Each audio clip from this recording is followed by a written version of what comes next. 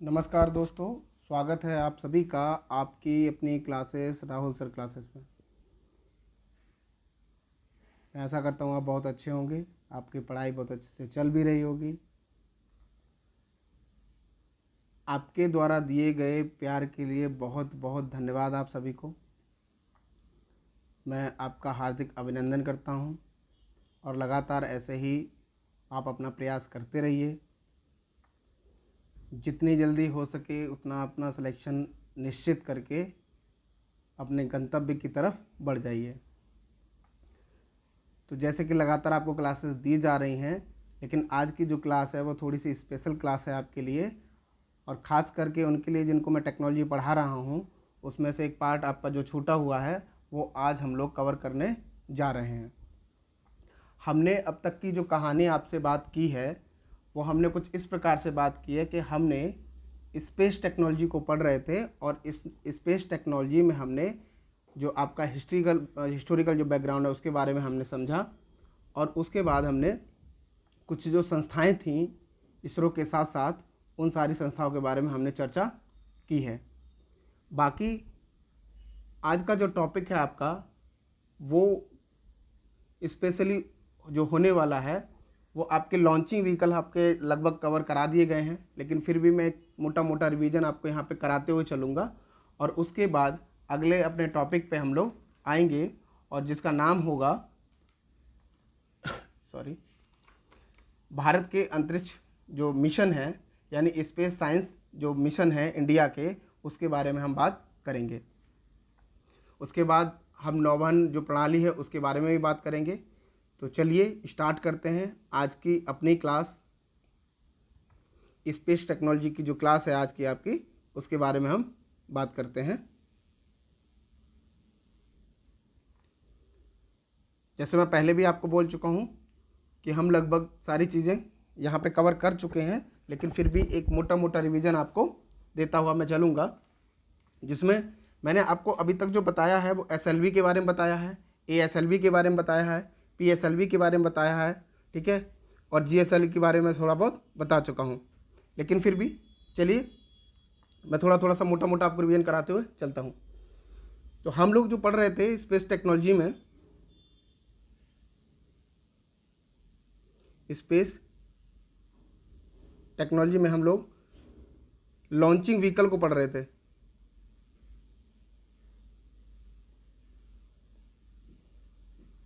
ठीक है, और लॉन्चिंग व्हीकल में हमने एसएलवी की बात की है।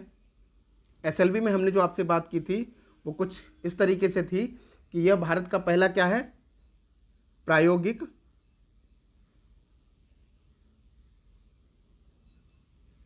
उपग्रह प्रक्षेपण यान है ये। ठीक है,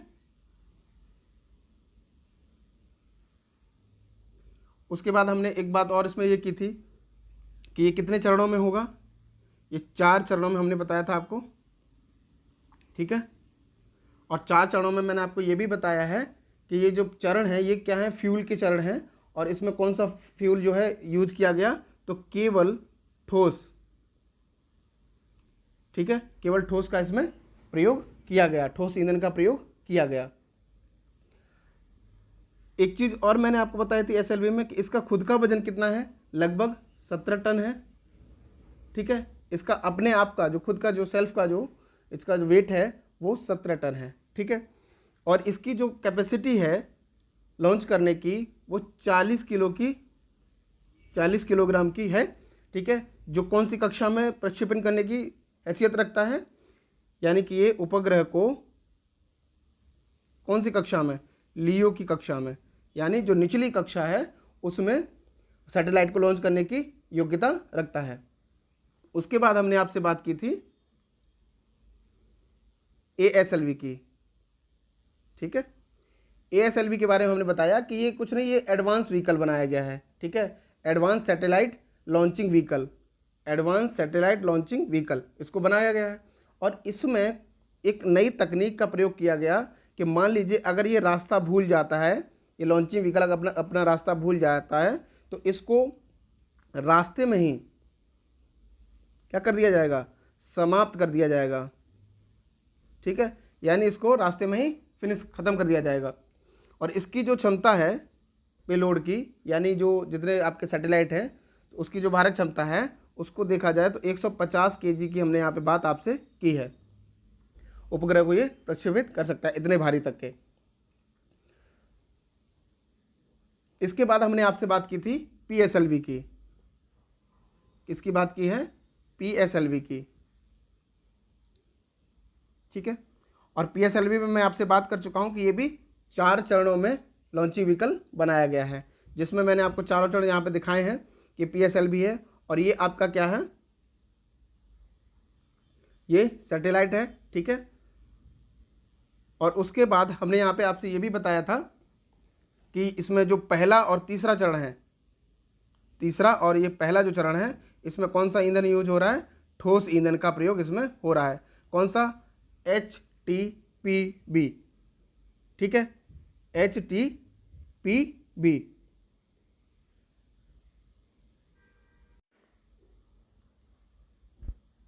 HTPB, तो HTPB का मतलब ये है कि हाइड्रॉक्सिल टर्मिनेटेड पॉलीब्यूटाडाइन, बता चुके हैं, ब्यूटाडीन।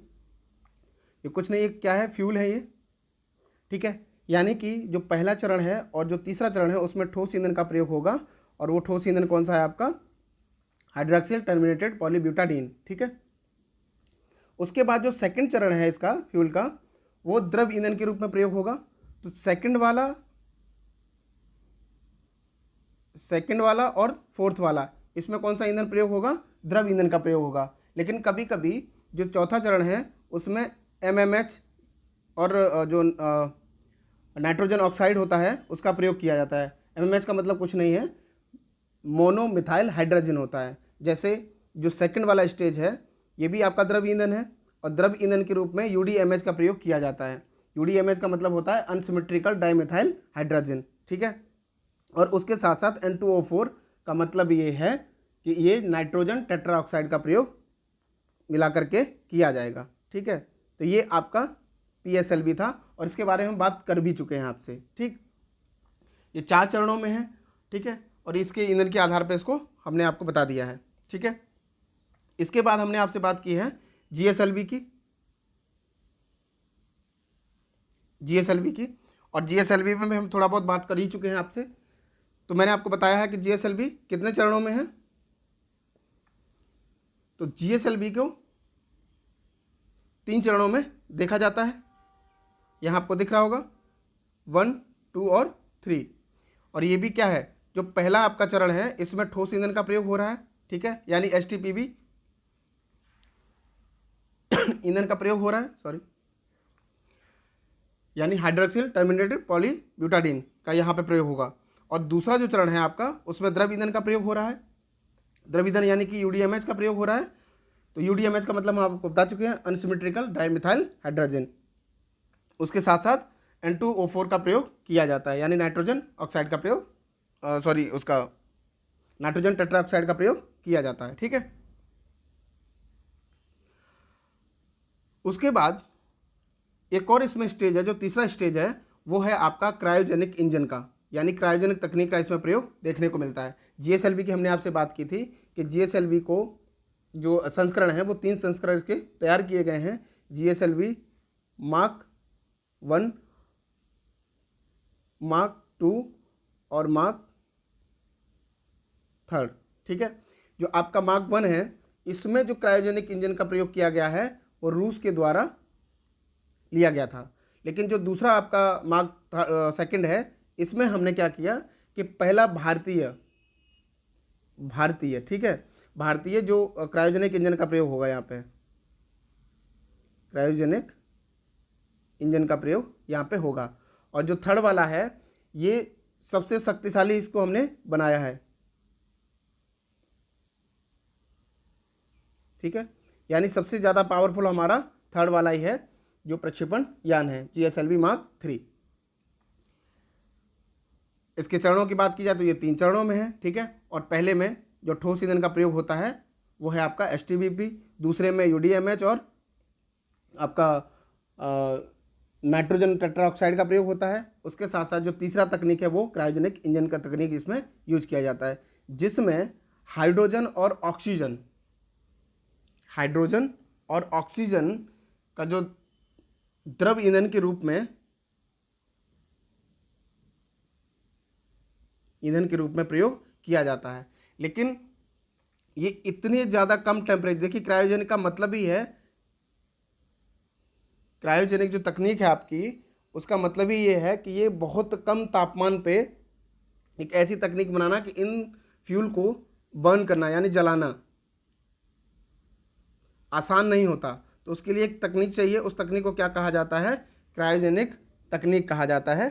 ठीक है, इसमें ये मान के चलिए कि जो आपकी द्रव हाइड्रोजन है, इस द्रव हाइड्रोजन को कितने टेम्परेचर पे, तो -253 डिग्री सेंटीग्रेड, इतने कम तापमान पे इसको ला करके, और जो आपकी ऑक्सीजन है उसको 183 डिग्री सेंटीग्रेड पर, ये माइनस इतने कम तापमान पर प्रयोग किया जाना ही क्या है, ये तकनीक जानी जाती है। अगर इस तकनीक के बारे में और बताएं आपको, तो ये मान के चलिए कि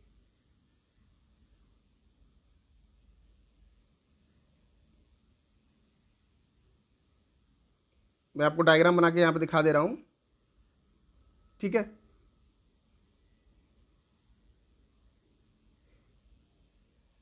ये फ्यूल टैंक बना दिया है आसान करके। अब यहाँ पे मान लीजिए ये है आपका द्रव हाइड्रोजन और ये आपका हो गया ऑक्सीजन। ठीक है, इन दोनों को ला करके यहाँ पे जलाया जाएगा और इनको थ्रस्ट मिलेगा। ठीक है, जितनी तेज़ी से यहाँ पे जलेंगे उससे काफ़ी ज़्यादा यहाँ पे क्या होगा, थ्रस्ट मिलेगा, जिससे ये अत्यंत कम तापमान पर ईंधन का दहन कर पाएगा। ठीक है, तो क्रायोजेनिक तकनीक में सबसे बड़ी समस्या यही थी कि अत्यंत कम तापमान पे ईंधन का दहन कैसे किया जाए। तो यही तकनीक जो है, इस तकनीक ने क्या किया कि इसका समस्या का समाधान कर दिया। ठीक है, यह आपका तीसरे चरण में प्रयोग किया जाता था। तो इस प्रकार से हमने GSLV तक की आपकी बात की थी। और उसके बाद एक और लॉन्चिंग व्हीकल है आपका,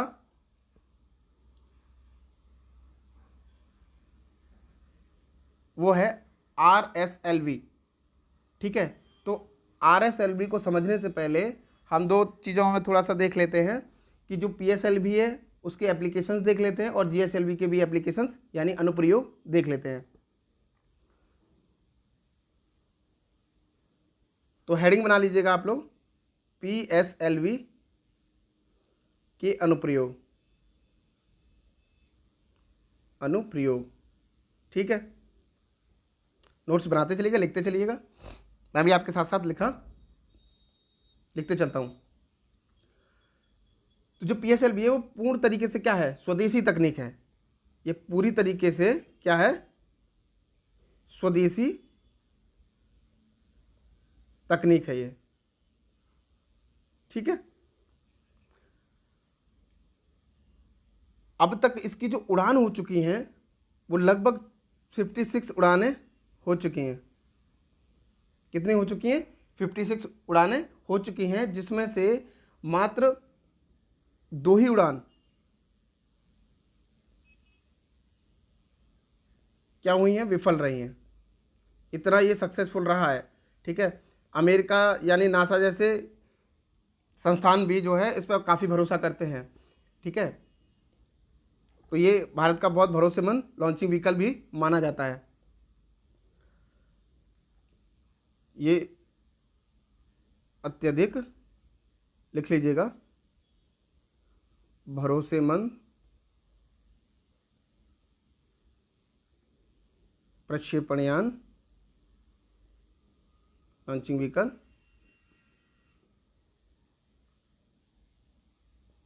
माना जाता है। ठीक है,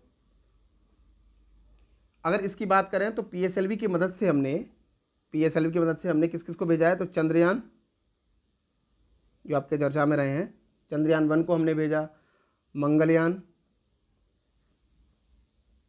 1 को हमने भेजा। तो इसी से PSLV से ये प्रक्षेपित किए गए हैं। ठीक है, आगे बढ़ते हैं GSLV के अनुप्रयोग। ठीक है, GSLV के अनुप्रयोग। अगर GSLV के अनुप्रयोग की बात करें तो यह भारत का सबसे शक्तिशाली प्रक्षेपण यान है। ठीक है, और इसका उपयोग भारी उपग्रहों को प्रक्षेपित करने के लिए किया जाता है। तो क्या है ये सबसे शक्तिशाली, क्या है, शक्तिशाली प्रक्षेपण यान है। ठीक है, इसका उपयोग लिखते चलिएगा, इसका उपयोग भारी जो हैवी सैटेलाइट होते हैं, भारी उपग्रहों को प्रक्षेपित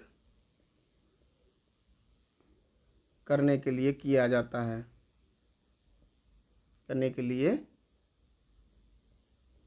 ठीक है, किया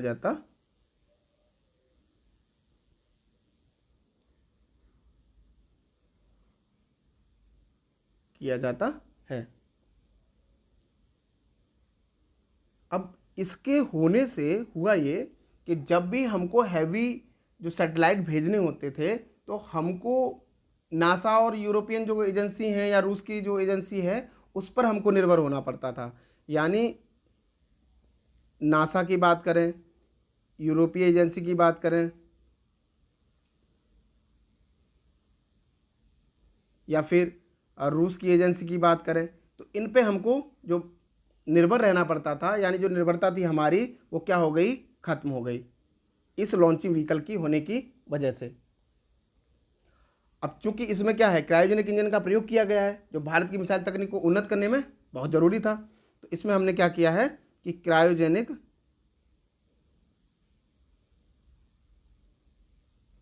तकनीक का प्रयोग किया है। ठीक है,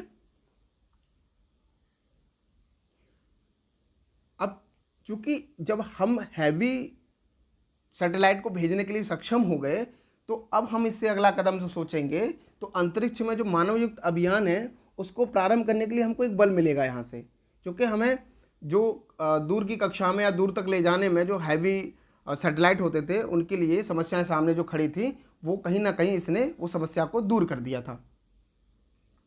ठीक है, और इसीलिए हमने यानी इसरो ने एक अगला कदम बनाया है जिसको RSLV के नाम से जानेंगे, यानी रीलॉन्चिंग सैटेलाइट लॉन्चिंग व्हीकल के रूप में जानेंगे। लेकिन उससे पहले मैं आपको एक और चीज़ यहाँ पे क्लियर कर दूँ कि जो एक और टर्म सुना होगा SSLV का, ये SSLV क्या है, तो स्मॉल सैटेलाइट लॉन्चिंग व्हीकल। ठीक है, लॉन्चिंग व्हीकल यानी स्मॉल की बात हो रही है। क्यों आवश्यकता पड़ी हमें इसको, तो अगर मैं आपको बताऊं, यह भारत का नवीन प्रक्षेपण यान है। क्या है ये, नवीन प्रक्षेपण यान है। क्या है, प्रक्षेपण यान है। अब इसका जो मुख्य लक्ष्य है वो निजी और अंतर्राष्ट्रीय जो बाजार है ना, यानी निजी और अंतर्राष्ट्रीय बाजार में जो स्पेस टेक्नोलॉजी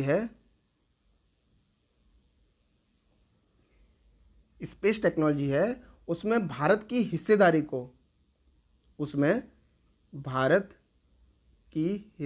को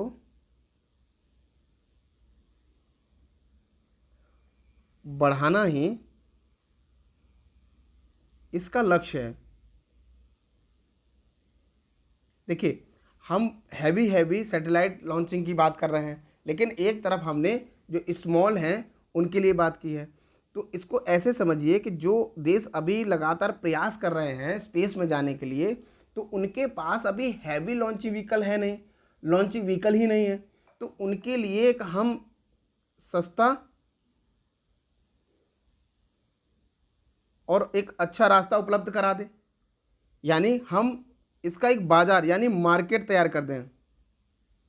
अगर हम मार्केट तैयार कर देंगे तो हमको क्या होगा, हमको तो लाभ होगा ना इस चीज़ का, यानी स्पेस टेक्नोलॉजी में हम क्या बाजारीकरण देख रहे हैं, ठीक है, यानी इसका हमको क्या होगा, फ़ायदा होगा। तो इसके लिए हमने ये SSLV को तैयार किया है। अब इसमें जो SSLV है इसको हमने 3 चरणों में, इस यान को, ये लॉन्चिंग व्हीकल है, इसको हमने 3 चरणों में बना करके तैयार किया है। और वो जो तीनों चरण हैं उसमें केवल ठोस ईंधन का ही प्रयोग किया जाएगा, ठीक है। जैसे मैंने आपसे बात की थी SLV की, सैटेलाइट लॉन्चिंग व्हीकल, ठीक है, उसमें क्या था, 4 चरण थे और वो कैसे थे, ठोस ईंधन वाले थे। लेकिन यहाँ पे हमने क्या किया SSLV में, इसमें हमने क्या किया कि ठोस ईंधन तो प्रयोग करेंगे ही, ठोस ईंधन वही HTBP यानी हाइड्रोक्सिल टर्मिनेटेड पॉलीब्यूटाडाइन का, उसका प्रयोग करेंगे। लेकिन इसमें चरण कितने होंगे, मात्र 3, ठीक है। इस चीज़ को विशेष ध्यान दीजिएगा।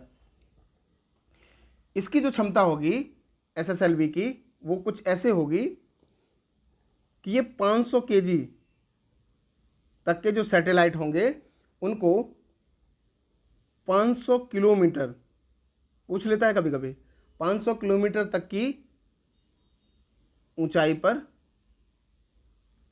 प्रक्षेपित कर पाएगा, ये प्रक्षेपित ये कर पाएगा। यानी जो 500 जो किलोग्राम के जो सैटेलाइट होंगे, उपग्रह होंगे, उनको 500 किलोमीटर तक की ऊंचाई पर ये प्रक्षेपित कर सकता है। तो हमने आपको पहले बताया हुआ है कि मान लीजिए ये पृथ्वी है आपकी, ठीक है, और इसकी जो लियो की कक्षा है उसका दायरा कितना है, तो लगभग 300 से 2000 किलोमीटर तक, यानी किस में रखेगा ये, लियो की कक्षा में, ठीक है। तो ये था आपका SSLV। अब इसका यही फायदा है कि देखिए जो 500 kg तक के जो नैनो या सूक्ष्म या जो लघु सैटेलाइट हैं उनको 500 किलोमीटर तक की ऊंचाई पर प्रक्षेपित कर सकता है ये, ठीक है। अब इसरो इसके माध्यम से आय के अन्य स्रोत निर्भर, यानी कि हमारे पास हम लोग क्या हैं,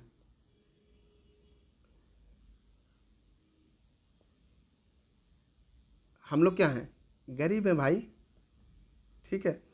तो हमारे पास जो आय के स्रोत हैं इनकम के, वो बहुत क्या हैं, कम हैं। तो हमको क्या करना होगा, स्रोत हमको खोजने होंगे ना, तो उसके लिए हमको मार्केट चाहिए, और मार्केट में स्टेब्लिश भी तो चाहिए, खुद को अपने आप को स्टेबल भी तो कर पाएं।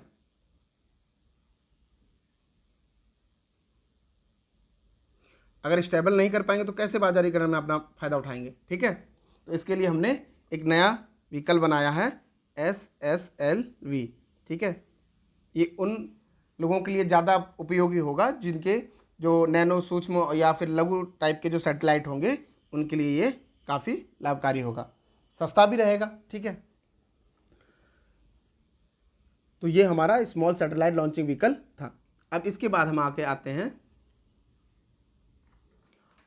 आपका जो RSLV है, ठीक है, RSLV।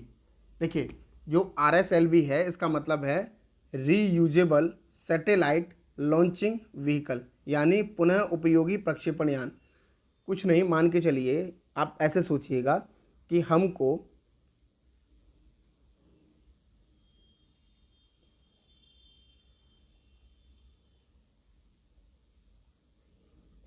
स्पेस में यानी अंतरिक्ष में मानव भेजने हैं, मिशन लाना है।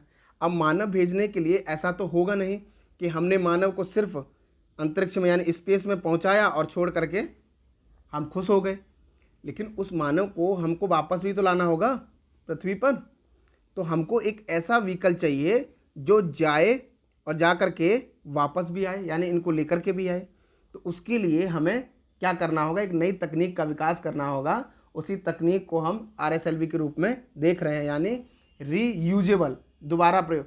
इसका एक और फ़ायदा होगा, फ़ायदा ये होगा कि मान लीजिए हमने जैसे दिवाली में जो रॉकेट होता है, ठीक है, रॉकेट लेके आए और उसमें क्या किया, आग लगाई और वो ऊपर की तरफ गया, फटा और हम उसमें खुश हो गए। लेकिन क्या हुआ, जो पैसा लगाया था वो केवल हमने उसको देखा, हाँ जल रहा है, खुश हो गए। लेकिन हमारे पास ऐसा एक रॉकेट बन के तैयार हो जाए कि हम एक बार उसको जलाएं, फिर जाए वो ऊपर और अपना सारी खुशियां बटोर करके फिर वापस आ जाए, फिर हम वापस जलाएं, फिर ऐसा हो जाए। तो यानी कि हमने एक बार पैसा लगाया लेकिन उसका बार बार हम प्रयोग कर पाएँ। तो ये क्या होगा कि ये जो काफ़ी खर्च आता है किसी भी मिशन को लॉन्च करने के लिए, मिशन को सफल बनाने के लिए, तो उस खर्च को हम कहीं ना कहीं कम कर पाएंगे। ठीक है, इसलिए भी ये हमारे लिए टेक्नोलॉजी क्या हो जाएगी, बहुत ज़रूरी हो जाएगी। तो आइए एक एक थोड़ा थोड़ा करके देखते हैं क्या क्या है इसमें रीयूजेबल सैटेलाइट लॉन्चिंग व्हीकल में। तो अगर इसकी बात की जाए तो आप लोग लिखते चलिएगा कि यह पुनर्उपयोगी प्रक्षेपण यान है। मैं भी लिखते चलता हूं, RSLV। ठीक है, क्या है ये, एक पुनः या पुनरुपयोगी प्रक्षेपण यान है। ठीक है, इसका पहला परीक्षण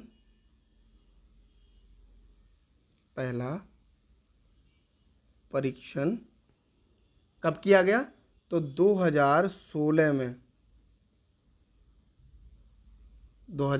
में सफलता पूर्वक संपन्न हुआ। ठीक है, आगे देखें, अगर यह प्रक्षेपण यान पूरी तरह से विकसित हो जाता है तो हमें इसके निम्न लाभ हो सकते हैं। लिखते चलिएगा, तो हमें इसके निम्न लाभ हो सकते हैं। ठीक है, चलिए एक एक करके देखते हैं कौन कौन से लाभ इसमें देखे जा सकते हैं। तो जैसे मैं आपको बताया कि लागत में क्या होगी, लागत में कमी आएगी ना। एक ही यान को हम कई बार अगर प्रयोग कर पाएंगे तो उसमें जो एक बार भेजने के बाद वो ख़त्म हो जा रहा है, पैसा लगाया और वो पैसा ख़त्म हो गया, तो क्या होगा, वो काफ़ी लागत ज़्यादा हो गई ना उसकी। लेकिन अगर हम वापस पुनः यूज कर पाएँ किसी लॉन्चिंग व्हीकल को, तो उसमें क्या होगा, लागत कम हो जाएगी किसी मिशन के लिए। ठीक है, दूसरा क्या हो सकता है, दूसरा होगा कि मानव युक्त अभियान संभव हो पाएंगे। मैं बता चुका हूँ आपको, तो क्या होगा, मानव युक्त अभियान क्या हो जाएंगे, संभव हो पाएंगे। ठीक है, और क्या हो सकता है कि अंतरिक्ष प्रदूषण क्या होगा, अंतरिक्ष प्रदूषण कम होगा। अब दोस्तों ये समझिए कि हम लगातार, अगर मैं आपसे बात करूं तो 1960-62 के आसपास से लगातार हम स्पेस में लॉन्चिंग व्हीकल, सैटेलाइट, ये सब कुछ करते हुए आ रहे हैं। हमने क्या किया है कि पूरे इस स्पेस में पूरा का पूरा कचरा एकदम जमा कर दिया है। यानी यहाँ पे क्या हुआ है, प्रदूषण। इसी चीज़ को कहा जाता है कैसलर सिंड्रोम। क्या कहा जाता है, कैसलर सिंड्रोम। ये देखा गया कि लगातार अब लॉन्ची व्हीकल जा रहे हैं वहाँ पे, उनके जो पार्टिकल्स हैं वो वहाँ पे रह जाते हैं और वो लगातार क्या है, कचरा बनाए हुए हैं। तो कई बार ऐसा होता है कि मान लीजिए अभी तक इतना भयंकर तो नहीं हुआ है, लेकिन एक बार दो बार ये हो चुका है कि एक दूसरे के देश के जो सैटेलाइट हैं उनसे वो कचरा टकराया हुआ है। लेकिन अचानक से ऐसा हो जाए कि एक दूसरे टकराना शुरू कर दें, तो ऐसा समय आएगा कि सब कुछ नष्ट कर देंगे ये, और पूरी तरीके से कचरा ही कचरा वहाँ पे होगा। तो इसके लिए काफ़ी मिशन चलाए भी जा रहे हैं, प्रयास किया जा रहा है कि इस कचरे को वहाँ से कम किया जाए। ठीक है, तो कैसलर सिंड्रोम के बारे में भी हम इस तरीके से हम देख सकते हैं। तो कैसलर सिंड्रोम कुछ नहीं है, बस यही है कि ये यहाँ पे जो कचरा बना हुआ है इसको क्या कह दिया जा रहा है, कैसलर सिंड्रोम के रूप से देखा जाता है। ठीक है,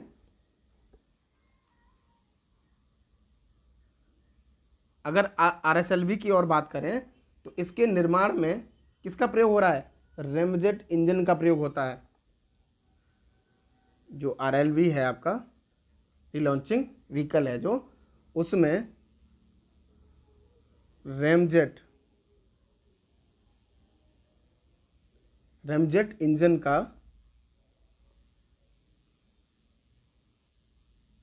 प्रयोग किया जाता है। ठीक है, ये ऐसा क्रायोजेनिक इंजन होता है जो वायुमंडल की ऑक्सीजन को, ये रेमजेट क्या है, रेमजेट जो तकनीक है इसमें होता क्या है कि ये वायुमंडल से ऑक्सीजन का प्रयोग करता है ये, यानी इसको ढोकर के नहीं ले जाना है, ऑक्सीजन को इसको ढोकर नहीं ले जाना है, ये वायुमंडल से क्या करेगा, ऑक्सीजन का प्रयोग कर लेगा। ठीक है, वो तकनीक क्या कहलाती है, रेमजेट तकनीक कहलाती है।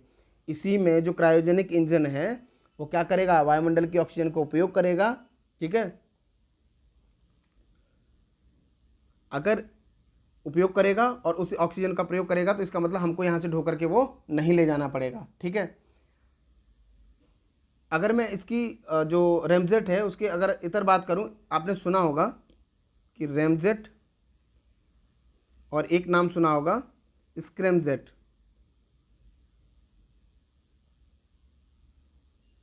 ठीक है, तो रेमजेट का मतलब ये है कि यहाँ पे ऑक्सीजन का प्रयोग कैसे होगा, वायुमंडलीय जो ऑक्सीजन है उससे प्रयोग होगा। लेकिन अगर इसी की जो चाल है, जो रेमजेट है, अगर इसकी जो चाल है, स्पीड है, चलने की जो चाल है इंजन की, अगर वो कैसी हो, सुपरसोनिक हो जाए, कैसी हो जाए, सुपरसोनिक हो जाए, तो उस सुपरसोनिक होने की वजह से अब उस जो रेमजेट इंजन है उसको क्या कहा जाएगा, स्क्रैमजेट कहा जाएगा। ठीक है, देखिए सुपरसोनिक, मैंने आपको डिफेंस टेक्नोलॉजी में बात की थी कि जो ध्वनि की जो चाल है वो वायु में जितनी होती है, जैसे ध्वनि की वायु में चाल। ठीक है, तो अगर इसकी बात करें तो एक मैक का बराबर मतलब क्या है कि 332 मीटर प्रति सेकंड की दर से ये चलेगा। ठीक है, तो उसको क्या कहा जाता है कि उसको जो अगर एक मैक से कम है, अगर किसी जो व्हीकल की या किसी की जो चाल है वो अगर एक मैक से कम है तो उसको कहा जाता है, मैं अगला पेज लेके आपको बता देता हूँ कि अगर एक मैक से, मैं आपसे पहले बात भी कर चुका हूँ इसके लिए, अगर एक मैक से कम है चाल तो उस तकनीक को क्या कहा जाएगा, सबसोनिक। जब मैं आपको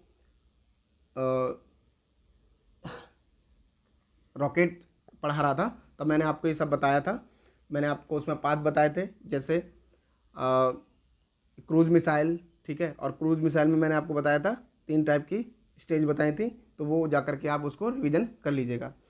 तो अगर एक मैक से कम चाल है तो उसको क्या कहा जाएगा, सबसोनिक कहा जाएगा। अगर एक से अधिक है चाल, जो है एक मैक से अधिक है, तो या एक मैक है या एक मैक से अधिक है तो उसको क्या कहा जाएगा, सुपरसोनिक।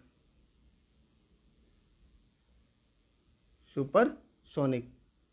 और इसी सुपरसोनिक से अगर ये जो आपका रैमजेट इंजन है, रैमजेट इंजन अगर सुपरसोनिक की स्पीड से चलता है तो उसको क्या कह दिया जाता है? स्क्रैमजेट कह दिया जाता है।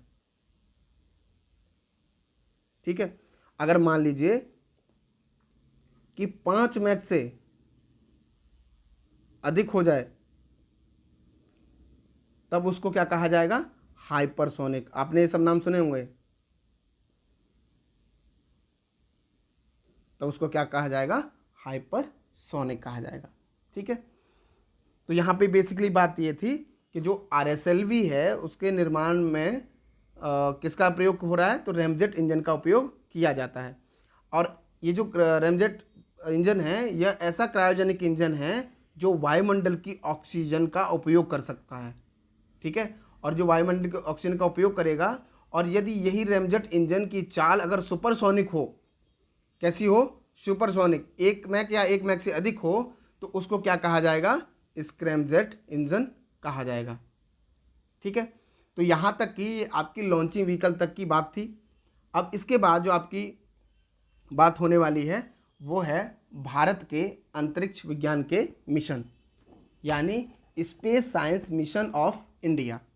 ठीक है, उसके बारे में एक एक करके हम समझते चलते हैं।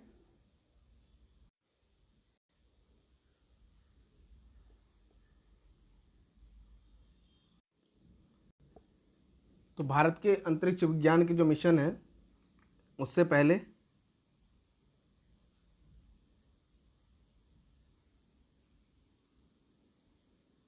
ये जान लेते हैं कि आप लोग ने कभी कभी सुना होगा कि जो बूस्टर हैं, बूस्टर का जो प्रयोग किया जाता है, यानी जो GSLV मार्क 3 की मैं बात कर रहा था उसमें 4 बूस्टर का प्रयोग किया है। देखिए ये बूस्टर कुछ और है नहीं।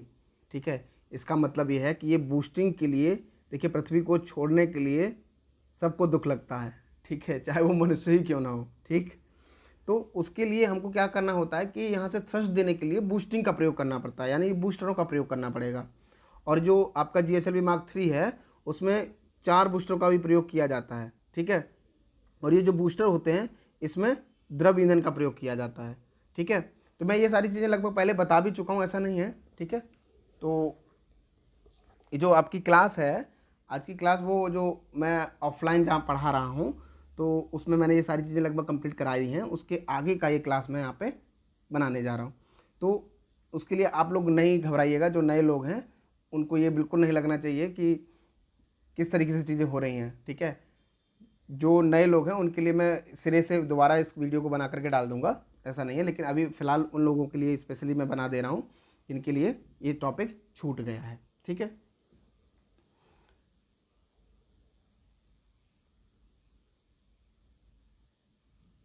तो हम लोग बढ़ते हैं। इस सब को हमने देख लिया है, RSLV वगैरह को। ठीक है, तो भारत के अंतरिक्ष विज्ञान के मिशन, हेडिंग बना लीजिएगा आप लोग, भारत के अंतरिक्ष विज्ञान के मिशन यानी space science mission of India. ठीक है, space science mission of India. इसमें हम पहले जो चर्चा करेंगे वो है आपका चंद्रयान 1। देखिए हम किस किस की बात करने वाले हैं, आपको चंद्रयान 1 की बात करेंगे, 2 की बात करेंगे और 3 की बात करेंगे। उसके बाद आपका मंगलयान 1 की बात करेंगे और जो 2 की तैयारी हो रही है उसकी बात करेंगे। उसके बाद शुक्रयान की बात करेंगे, शुक्रयान। ठीक है, और आदित्य L1 की बात करेंगे, आदित्य की बात करेंगे। ठीक है, और अगर समय बचता है हमारे पास तो कोशिश करेंगे कि नेविगेशन सिस्टम को भी समझने का प्रयास आज कर लिया जाएगा, अगर समय बचता है तो। ठीक है, तो चलिए पहला है, हेडिंग बना लीजिएगा, चंद्रयान 1। काफ़ी पुराना हो चुका है।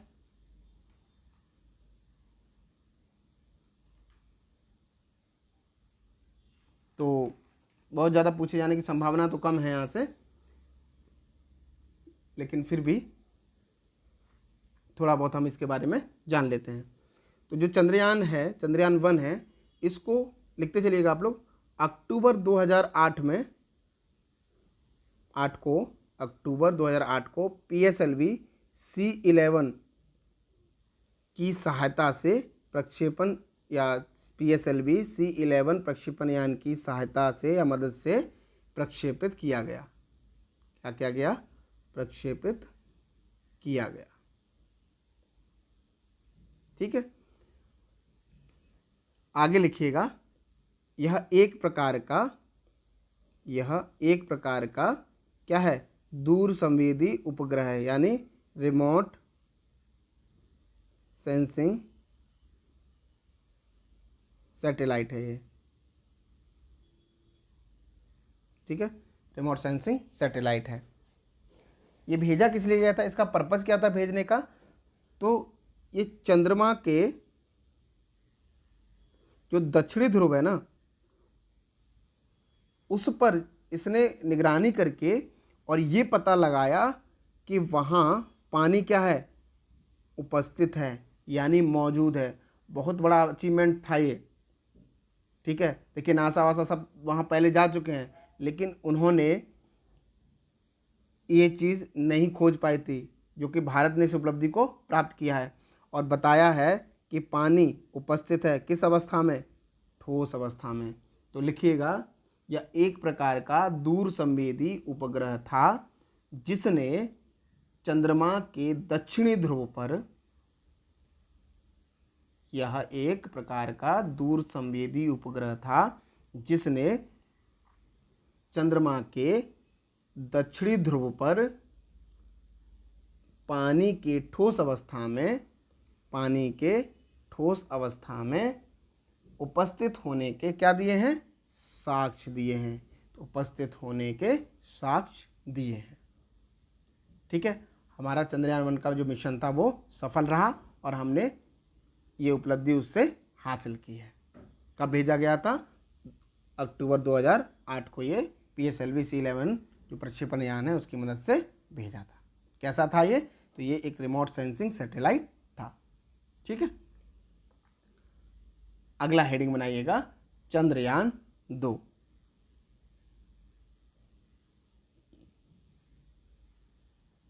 चंद्रयान 2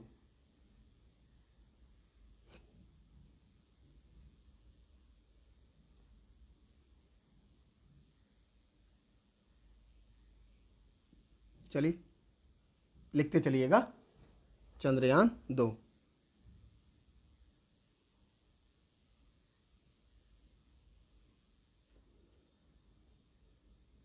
कब भेजा गया था ये? तो ये भेजा गया था 22 जुलाई, लिखते चलिएगा, 22 जुलाई 2019 को। किसकी सहायता से? 19 को GSLV Mark 3 की सहायता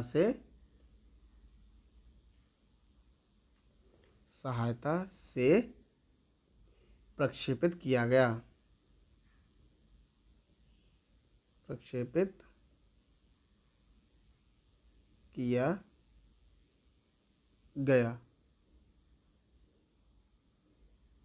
ठीक है, प्रक्षेपित किया गया। देखिए आपको ये बात अच्छे से पता होगी कि चंद्रयान 2 हमारा सफल नहीं हो पाया था, लेकिन ये पूरी तरीके से विफल भी नहीं रहा, ये आंशिक रूप से सफल रहा। केवल दिक्कत ये आई थी कि हमारा कनेक्शन टूटने की वजह से, जब हम चंद्रमा पर लैंड करने वाले थे, सॉफ्ट लैंडिंग जब होने वाली थी, उससे पहले क्या हुआ? हमारा कनेक्शन टूट गया, जिससे क्या हुआ? आगे की जानकारी हमारे पास नहीं आ पाई। लेकिन इसका जो ऑर्बिट है वो अभी भी वर्क कर रहा है, और जो तीसरा चंद्रयान यानी तीसरा जो मिशन हमने भेजा, चंद्रयान 3 को जो भेजा, उसमें उसी ऑर्बिट का ही हमने प्रयोग किया है। ठीक है, तो इसी में चंद्रयान 2 में आगे लिखिएगा कि सितंबर 2019, हो सकता है आपसे पूछ ले, क्योंकि स्टेट PCS टाइप के एग्ज़ाम में कुछ डेट वगैरह पूछ ली जाती हैं। तो सितंबर 2019 को या 19 में संपर्क टूटने की वजह से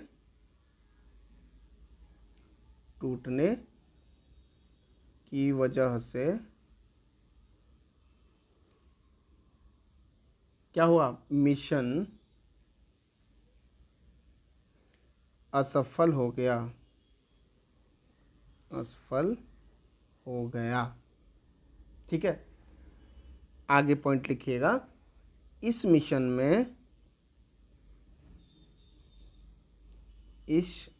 में पूरी तरह से स्वदेशी, कौन कौन सी युक्तियां यूज की गई थी? स्वदेशी एक तो लैंडर था और दूसरा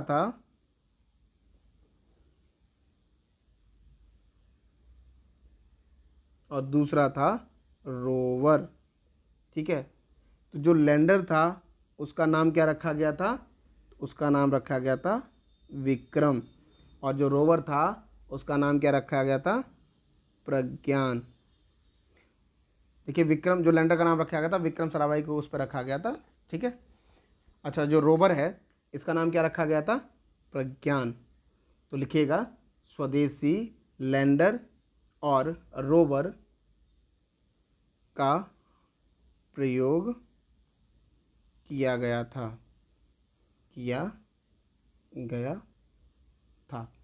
बस दिक्कत सिर्फ इतनी सी आई कि जब हमको इसको सॉफ्ट लैंडिंग करानी थी तो सॉफ्ट लैंड कराने से पहले क्या हुआ, संपर्क टूट जाने की वजह से ये जो विफल था वो पूरी तरह से सफल नहीं हो पाया। फिर इसी की असफलता के कारण हमने एक नया मिशन लॉन्च किया। उस मिशन को जानते हैं हम चंद्रयान 3 के नाम से। किसके नाम से जानते हैं? चंद्रयान 3 के नाम से। तो हेडिंग बना लीजिएगा चंद्रयान 3 और उसमें एक एक पॉइंट करके लिखते चलिएगा। ठीक है, लिखिएगा चंद्रयान 3। देखिए, यह भारत का चंद्रमा पर भेजा गया तीसरा मिशन है। चंद्रमा पर भेजा गया कौन सा मिशन है? ये तीसरा, चंद्रयान 1, चंद्रयान 2 और चंद्रयान 3 तीसरा मिशन था। आगे लिखिएगा, जो चंद्रमा के दक्षिणी ध्रुव पर उतारा गया। जो क्या किया गया? जो चंद्रमा के दक्षिणी ध्रुव पर उतारा गया। ठीक है, चंद्रमा के दक्षिणी ध्रुव पर उतारा गया। किसकी सहायता से इसको भेजा? तो जिसको GSLV मार्क 3 या इसी को लॉन्चिंग व्हीकल मार्क 3 यानी LVM-3 के नाम से भी जाना जाता है इसको। तो GSLV मार्क 3 या LVM-3 की सहायता से प्रक्षेपित किया गया। जिसको GSLV मार्क 3 की सहायता से प्रक्षेपित किया गया। किसको प्रक्षेपित किया गया? तो चंद्रयान 3 को। आगे लिखिएगा,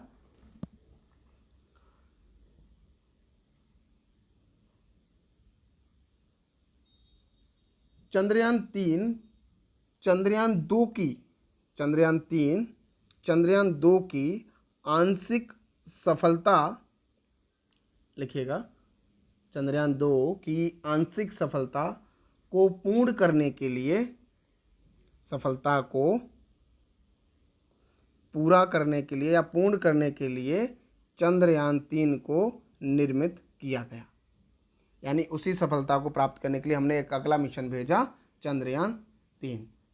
ठीक है, अब चंद्रयान 3 के बारे में कुछ तथ्य और जान लीजिए आप, क्या क्या हैं। तो लिखिएगा, चंद्रयान 3 में निम्न युक्तियां शामिल थीं। कुछ डिवाइस का, कुछ मॉड्यूल्स का हमने प्रयोग किया है, उसके बारे में एक एक करके समझने का प्रयास करते हैं। तो पहला हेडिंग बनाइएगा प्रोपल्सन मॉड्यूल। क्या बनाइएगा? Propulsion module.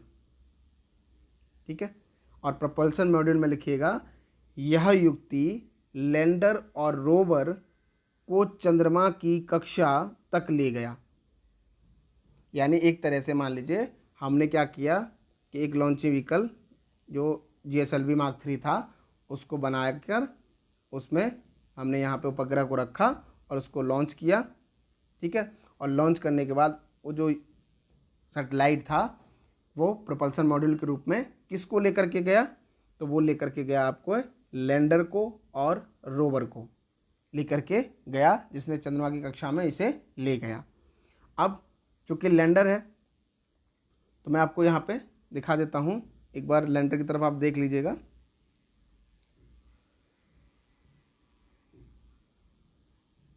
देखिए ये आपको यहाँ पे लैंडर दिख रहा है, ठीक है।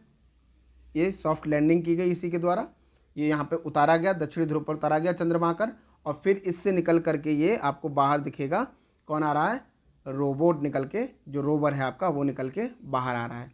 देखिए रोबोट क्या है, आपको हमेशा ये लगता होगा कि रोबोट आजकल जो एजेंसियाँ बना रही हैं, ठीक है, वो मानव के रूप में उसको रोबोट को बनाने का प्रयास किया जा रहा है। आपने रोबोट मूवी भी देखी होगी, उसमें आपको सिर्फ मानव जैसा वो आकार दिखता होगा। इसका ये मतलब बिल्कुल भी नहीं कि रोबोट वही होगा। रोबोट का सीधा मतलब होता है स्वचालित होना, यानी आपने उसको जो इंस्ट्रक्शन दिए वो आपके फॉलो करेगा और वही क्या है, एक रोबोट के रूप में कार्य करता है।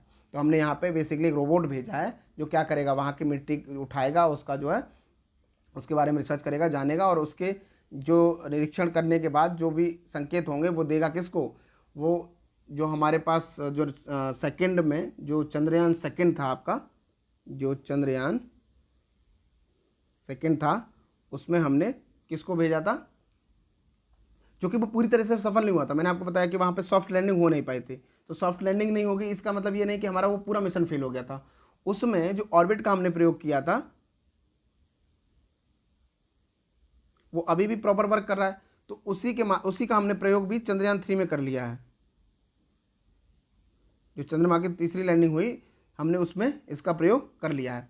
तो इसने क्या किया कि ये निरीक्षण किया और संकेत किसको दे दिए, ऑर्बिट को दे दिए, और उस ऑर्बिट ने संकेत हमारे पास भेज दिए, ठीक है। इस तरीके से चीज़ें हुई थी। तो अगला हेडिंग बनाइएगा,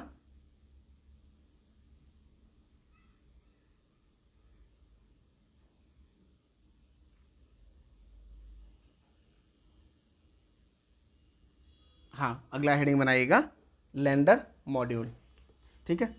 और लैंडर मॉड्यूल के बारे में लिखते चलिएगा कि इसका नाम विक्रम रखा गया था। जो लैंडर था आपका उसका नाम क्या रखा गया, विक्रम रखा गया था। और यह वह युक्ति है जो वास्तव में चंद्रमा की सतह पर उतारी गई, यानी हमने सॉफ्ट लैंडिंग किसकी करवाई, लैंडर की, ठीक है। और इसके अंदर क्या रखा गया था, रोवर रखा गया था, ठीक है। फिर इसको लैंड कराया गया, उसमें से बाहर रोवर निकल के आया और उसने वो सारा काम किया, ठीक है। तो अगला हमारा रहेगा, हमने प्रोपल्सन मॉड्यूल देख लिया, हमने लैंडर मॉड्यूल देखा, और उसके बाद हमारा अगला मॉड्यूल है रोवर, ठीक है। तो रोवर के बारे में जान लीजिए थोड़ा सा।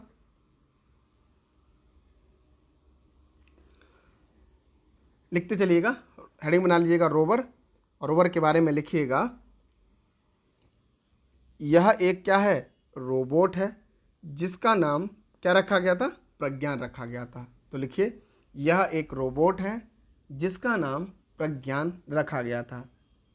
आगे लिखिएगा इसमें विशेष प्रकार की युक्तियाँ थीं, इसमें विशेष प्रकार की युक्तियाँ थीं जो चंद्रमा पर मृदा का परीक्षण, जो चंद्रमा पर मृदा का परीक्षण और उसके रासायनिक संगठन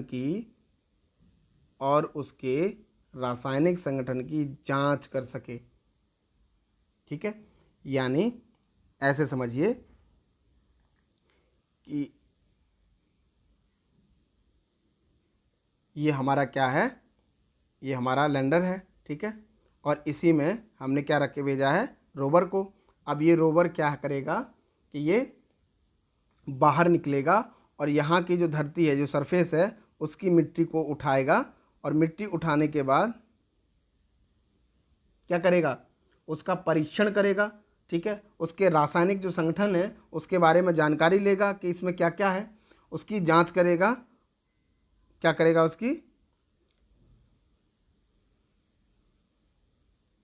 उसकी जांच करेगा, और जांच करके ये किसको भेजेगा, तो ये भेजेगा आपके, ये आपको दिख रहा होगा, क्या है ये, ऑर्बिट। ठीक है, जो हमने चंद्रयान 2 में भेजा था। अब यही यहाँ से मान लीजिए ये क्या है आपका, ये रोवर है, यहाँ कुछ इस प्रकार से गाड़ी है ये। ठीक है, इसमें यहाँ पहिए लगे हुए हैं और ये घूम घूम करके यहाँ पे निरीक्षण करेगा और इसको मिट्टी को उठाएगा और निरीक्षण करेगा उसका, और उसके संकेत किसको देगा, जो हमने यहाँ पे ऑर्बिट रखा हुआ है, और वो संकेत किसको देगा, वो हमारे पास संकेत को भेजेगा। ठीक है, जिससे पता लग पाएगा कि वहाँ क्या क्या परिस्थितियाँ हैं और क्या क्या वहाँ पे मौजूदगी है। ठीक है, तो आगे लिखिएगा इसी रोवर में ही,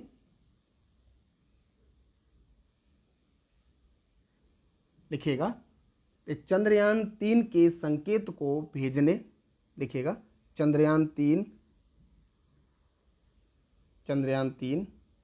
के संकेत को भेजने, मैं लिखते चलता हूँ, चंद्रयान 3 के संकेत को भेजने, या ये भी कह सकते हैं कि ग्रहण करने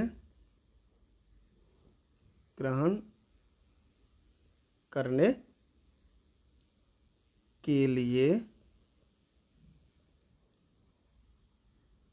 लिए जो चंद्रयान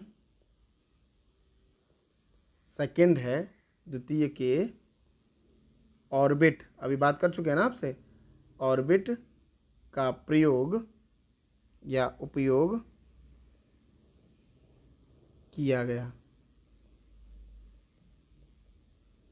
ठीक है, यानी जो चंद्रयान 3 है उसको संकेत भेजने के लिए किसी अलग एक ऑर्बिट की आवश्यकता नहीं पड़ी, उसने उसी चंद्रयान 2 का जो ऑर्बिट था उसी का प्रयोग कर लिया गया। ठीक है, आगे लिखिएगा,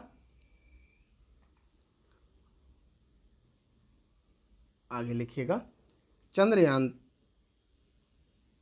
3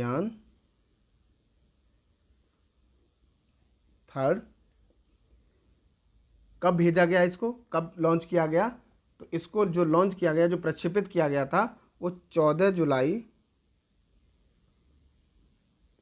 2023 को इसको क्या किया गया, लैंड किया गया। ठीक है, आपको बताए थे कि किसकी सहायता से, तो 14 जुलाई 2023 को GSLV Mark 3 की सहायता से, या इसको LVM-3 भी कह देते हैं। ठीक है, की सहायता से प्रक्षेपित किया गया। ठीक है, 14 जुलाई 2023 को प्रक्षेपित तो हमने इसको कर दिया, लेकिन ये पहुंचा कब, तो 23 अगस्त, लिख लीजिएगा 23 अगस्त 2023 को सफलतापूर्वक लैंड हुआ। यानी 23 अगस्त 2023 को सफलता इसको प्राप्त हुई लैंड करने में। ठीक है, यानी ये हमने चंद्रमा की धरती पे इसको उतार दिया और ये सफलता हमने हासिल कर ली। ठीक है, तो ये था आपका चंद्रयान 1, चंद्रयान 2 और चंद्रयान 3। ठीक है, जैसे मान के चलिएगा कि हमने चंद्रयान जो 1 भेजा, चंद्रयान 1 को हमने सिर्फ क्या किया, ये मान लीजिए आपकी चंद्रमा के डायग्राम है, चंद्रमा मान लीजिए ये चंद्रमा है। ठीक है नहीं, लेकिन मान के चलिएगा। ठीक है, अब हमने क्या किया कि जो चंद्रयान 1 भेजा था, चंद्रयान जो 1 भेजा उसमें हमने क्या किया कि इसका जो दक्षिणी ध्रुव है, ठीक है, यानी आपको पोल पता होगा, नॉर्थ पोल और साउथ पोल, तो हमने साउथ पोल की तरफ इसको भेजा इसका निरीक्षण करने के लिए। जिसने हमको ये बता के दिया कि चंद्रमा पर क्या है, पानी है। किस अवस्था में, ठोस अवस्था में। तो हमारा ये मिशन सफल रहा। फिर उसके बाद हमने क्या किया कि चलो हमने दूर से बहुत कुछ देख लिया, अब क्या करते हैं, चंद्रमा की धरती पर हम उतरने का प्रयास करते हैं। तो हमने क्या किया कि एक नया मिशन चंद्रयान सेकंड को लॉन्च कर दिया। ये ठीक ठाक स्थिति में रहा, लेकिन जब हम सतह पर पहुंचने वाले थे उससे पहले ही जो हमको सॉफ्ट लैंडिंग करानी थी, उससे पहले क्या हुआ कि संपर्क टूट गया। और संपर्क टूट गया तो अब हम उसको कैसे लैंड कराएं, तो ये क्या हुआ, तेज़ी से वहाँ पे गिर गया, जिससे क्या हो गया, डिस्ट्रॉय हो गया। अब डिस्ट्रॉय हो गया तो उसके बाद से पता नहीं चल रहा था, हालांकि नासा ने उसको खोज कर बताया भी है कि उसने दिखाया भी कि देखिए ये आपका यहाँ पे पड़ा हुआ है जो कि निष्क्रिय अवस्था में है, ठीक है। लेकिन चूँकि हमारा जो उद्देश्य था वो फुलफिल उससे नहीं हो पाया। फिर उसके लिए हमने क्या किया कि एक नया मिशन लॉन्च किया और उसको क्या कहा गया, चंद्रयान थर्ड, ठीक है, जिसने पूरी तरह से सफलता प्राप्त की है। तो चंद्रयान 1, 2, 3 को हमने देखा। अब इसी के आगे मैं एक और आपको मिशन बताता हूँ, चंद्रयान 4। लिखते चलिएगा, चंद्रयान 4, ठीक है। ये आपको पता है कि अभी तक चंद्रयान 4 भेजा नहीं गया, ये भविष्यवर्ती है, तो लिखिएगा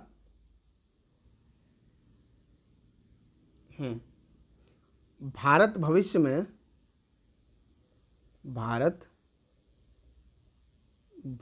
में चंद्रयान 4 को प्रक्षेपित करेगा,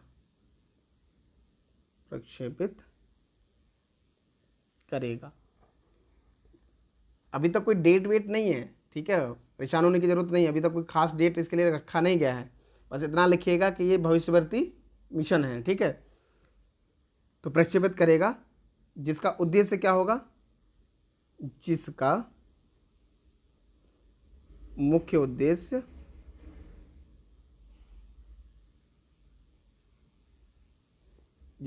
उद्देश्य चंद्रमा की सतह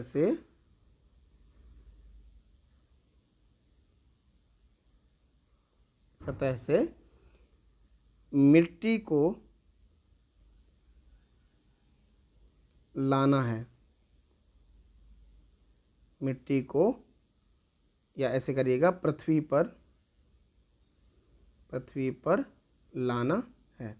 देखिए चंद्रयान 1 से हमने पता किया कि हमने दूर दूर से ऑब्जर्व किया, पता चला कि उसमें पानी है और वो भी ठोस अवस्था में। फिर हमने अगला मिशन लॉन्च किया, लेकिन वो सफल नहीं हो पाया। उसके बाद हमने अगला मिशन लॉन्च किया, चंद्रयान 3, उसने संकेत दिया, मिट्टी का निरीक्षण किया और संकेत दिया, हमको बताया। लेकिन अब क्या करेंगे हम अगले मिशन में कि उस मिट्टी को हम पृथ्वी पर लाएंगे, यानी वहाँ से मिट्टी को उठा करके कहाँ लाया जाएगा, पृथ्वी पर लाया जाएगा और उसके बारे में निरीक्षण किया जाएगा। इस मिशन को क्या कहा जाएगा, चंद्रयान 4 कहा जाएगा। अब ये कब तक होगा ये मुझे भी नहीं पता है, जिस दिन पता चलेगा मैं आपको बता दूंगा, ठीक है। तो फिलहाल इतना ही याद रखिएगा, चंद्रयान, मान लीजिए कभी पूछ लिया कि चंद्रयान जो भारत जो है चंद्रयान 4 मिशन लॉन्च करने के लिए तैयार है और जिसका मुख्य उद्देश्य क्या होगा, तो आपको पता होना चाहिए कि मुख्य उद्देश्य इसका क्या होगा, ठीक है। अब आगे बढ़ते हैं हम अगले मिशन की तरफ, मंगलयान। अगला मिशन है हमारा मंगलयान,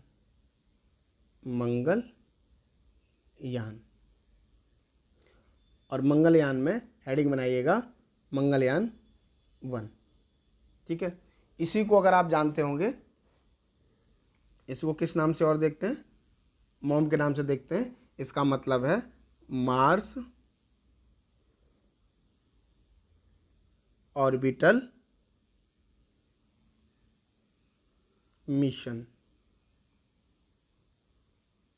ठीक है, मार्स ऑर्बिटल मिशन, ठीक है, मंगलयान। इसमें लिखते चलिएगा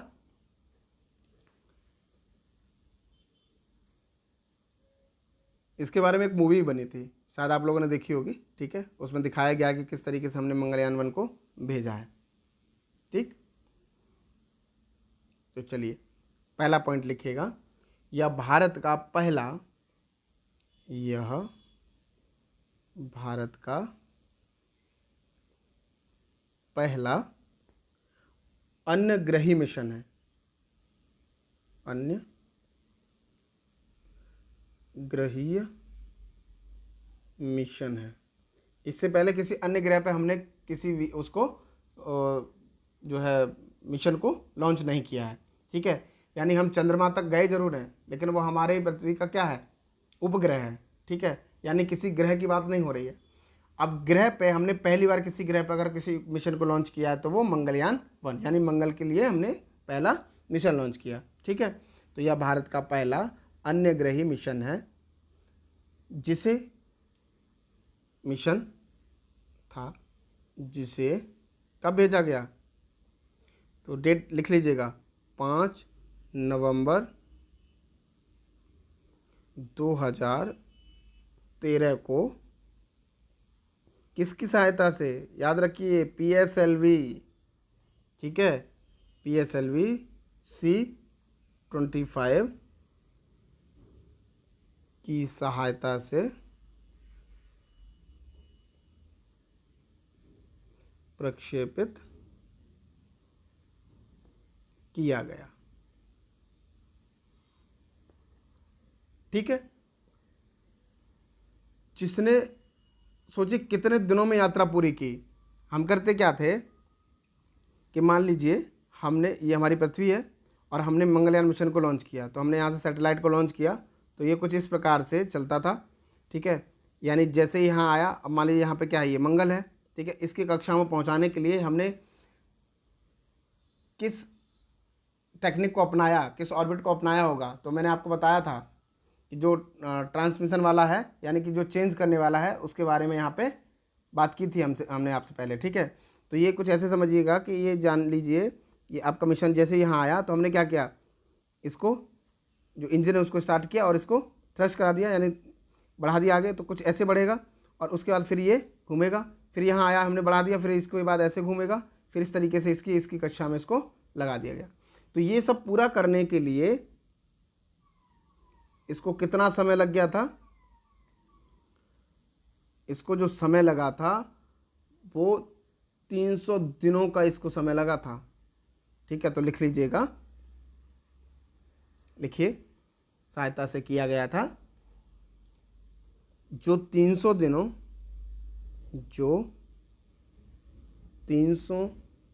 दिनों की यात्रा करके कब पहुंचा था, सितंबर 2014 को मंगल की कक्षा में स्थापित किया गया, ठीक है। अगला पॉइंट लिखिएगा, भारत दुनिया का ऐसा पहला देश बन गया है, ठीक है, जिसने क्या कारनामा किया है कि पहले ही प्रयास में ये सफलता प्राप्त कर ली है कि मंगल में उसने अपना मिशन लॉन्च किया और पहली बार में ही सफल हो गया है वो। तो लिखिएगा, भारत दुनिया का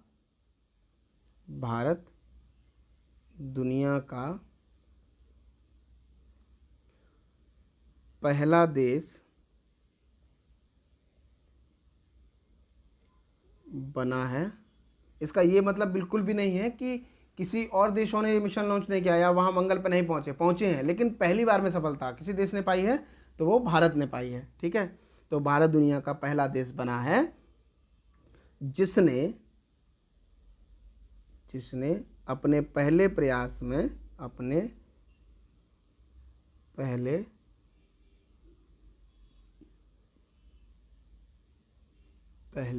प्रयास में यह सफलता प्राप्त की है।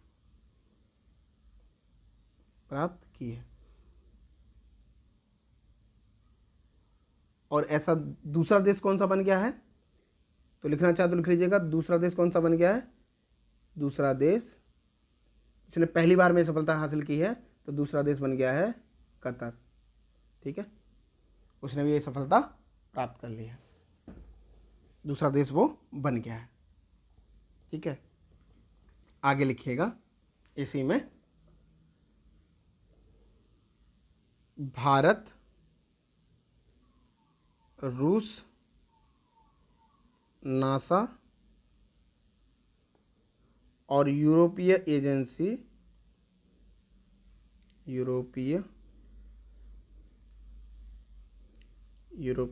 एजेंसी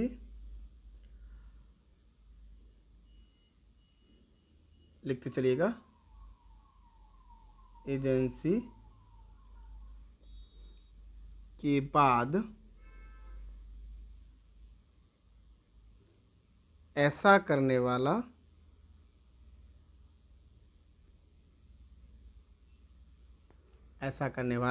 कौन से नंबर का देश बन गया है? तो लिख लीजिएगा चौथा देश बन गया है। यानी अगर हम बात करें भारत की, तो रूस, नासा और यूरोपीय एजेंसी के बाद कौन से नंबर का? चौथे नंबर का देश बन गया है, जिसने मंगलयान मिशन को लॉन्च किया है। यानी मंगल की यात्रा के लिए, जानकारी के लिए हमने एक मिशन लॉन्च किया, इसमें सफलता हमने प्राप्त की है। इससे हमसे पहले रूस ने, नासा ने और यूरोपीय एजेंसी ने इसको सफलतापूर्वक लॉन्च किया है। ठीक है, तो चौथी कंट्री हम बन गए हैं इस सफलता को प्राप्त करने में। ठीक है, आगे लिखिएगा, ये कैसा उपग्रह है? तो लिखिएगा यह एक प्रकार का दूर संवेदी, रिमोट सेंसिंग। ठीक है, एक प्रकार का दूर संवेदी उपग्रह था। आपको बता चुके हैं कि दूर संवेदी उपग्रह क्या है। इसमें अच्छे कैमरे वैमरे लगाए जाते हैं, जिससे हम उसका अच्छे से निरीक्षण कर सकें। फोटो वोटो खींचेगा, देखेगा सारी चीज़ों को। ठीक है, तो दूर संवेदी उपग्रह था। आगे लिखिएगा, जिसका उद्देश्य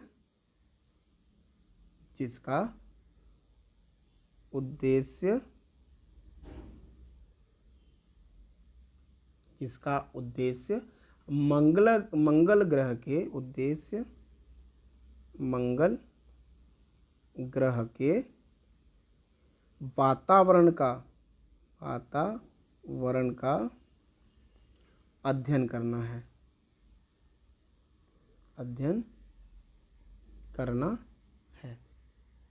ठीक है, इसका जीवन काल कितने उसका था? तो लिखिएगा, इसका जीवन काल कितने? मात्र 6 महीने का था। जीवन काल 6 माह का था। लेकिन इसकी सफलता देखिए, लेकिन इसने 8 वर्षों तक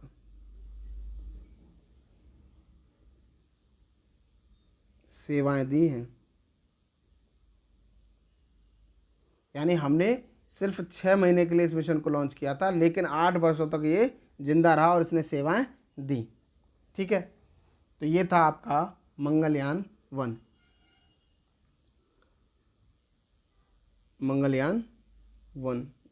देखिए, अगर होता है तो मैं आपको दिखा देता हूँ। ठीक है, हमने ये मंगलयान 1 भेजा, इसको दूर संवेदी जो सैटेलाइट है ये, ठीक है, यानी रिमोट सेंसिंग सैटेलाइट है। इसमें अच्छे अच्छे कैमरे लगाए गए हैं, जो कि इसके वो जो वातावरण है उसका परीक्षण करेगा। ठीक है, अब उसके बाद क्या हुआ कि ये सारी चीज़ें हमने उसके वायुमंडल को जान लिया, लेकिन अब क्या करेंगे कि हम एक अगला मिशन मंगलयान 2 को भेजेंगे, जो क्या करेगा,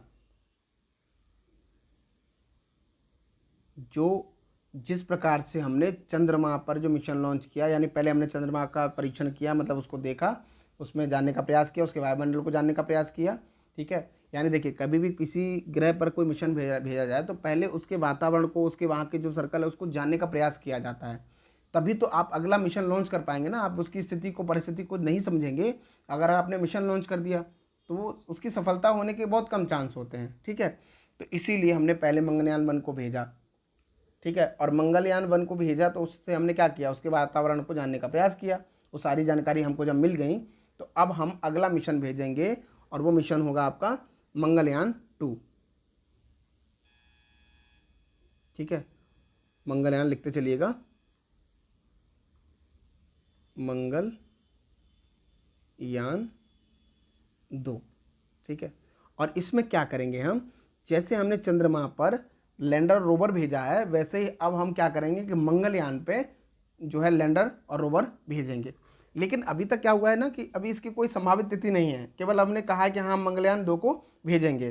तो कैसे भेजा जाएगा उसके बारे में थोड़ा सा लिख लीजिए, 1-2 लाइन लिखिएगा। भारत GSLV की सहायता से मंगलयान 2 को प्रक्षेपित करेगा, प्रक्षेपित करने की योजना बना रहा है। कब तक बन के तैयार होगी ये अभी कुछ नहीं कहा जा सकता। आगे लिखिएगा, बना रहा है, जिसमें लिखिएगा, जिसमें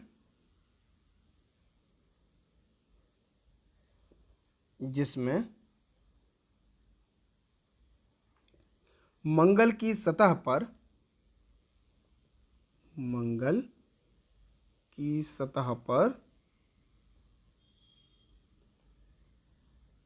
क्या भेजेगा, तो लिखिएगा मंगल की सतह पर एक रोवर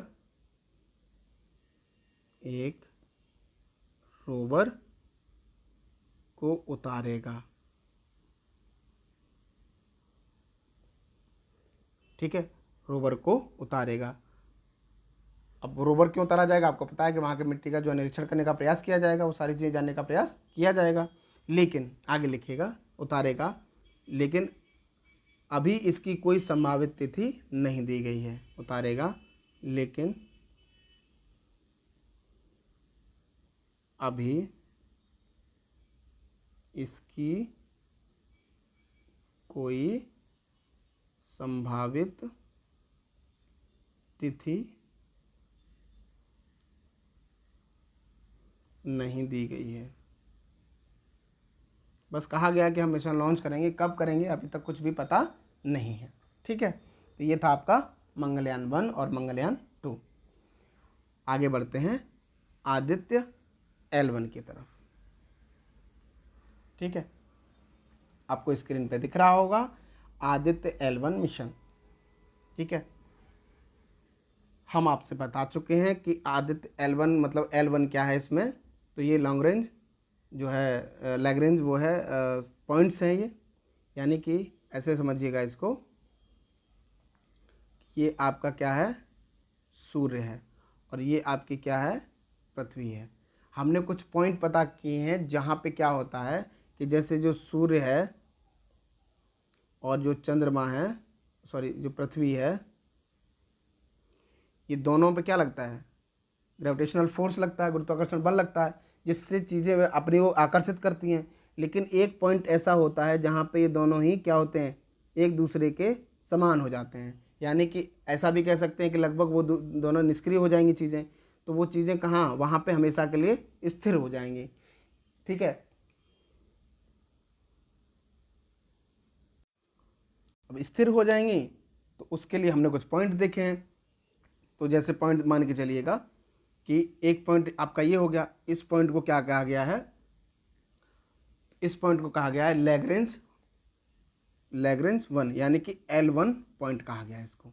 ठीक है, अब इसी तरीके से हमने एक और इसका पॉइंट देखा। ठीक है, अब इस पॉइंट को क्या कहा गया,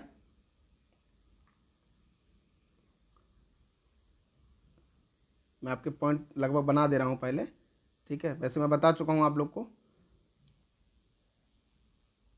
अब जैसे मान लीजिए पृथ्वी इस तरीके से घूम के आएगी तो कुछ ये सर्कल बनाएगी, तो ये वाला जो है ये पॉइंट है आपका L3, ये हो गया L1 और ये हो गया L2, ये हो जाएगा L4 और ये हो जाएगा L5, ठीक है।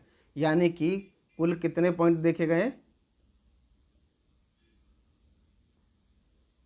L5 तक, ठीक है।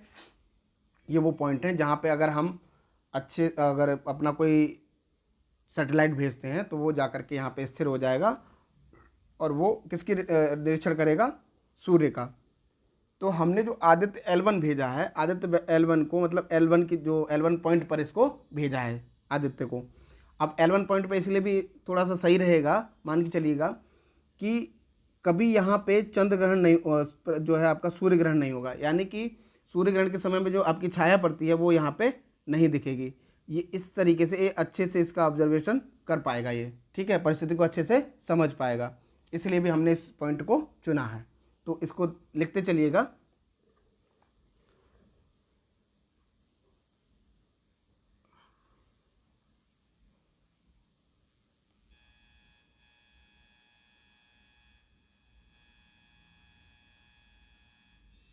ठीक है, लिखते चलिएगा। आदित्य L1 हेडिंग बना लीजिएगा आप लोग और लिखिएगा आदित्य L1, ठीक है। और पहला पॉइंट बना करके लिखते चलिएगा। लिखिए कब भेजा गया ये? तो 2 सितंबर, ठीक है, 2 सितंबर 2023 को GSLV Mark 3 की सहायता से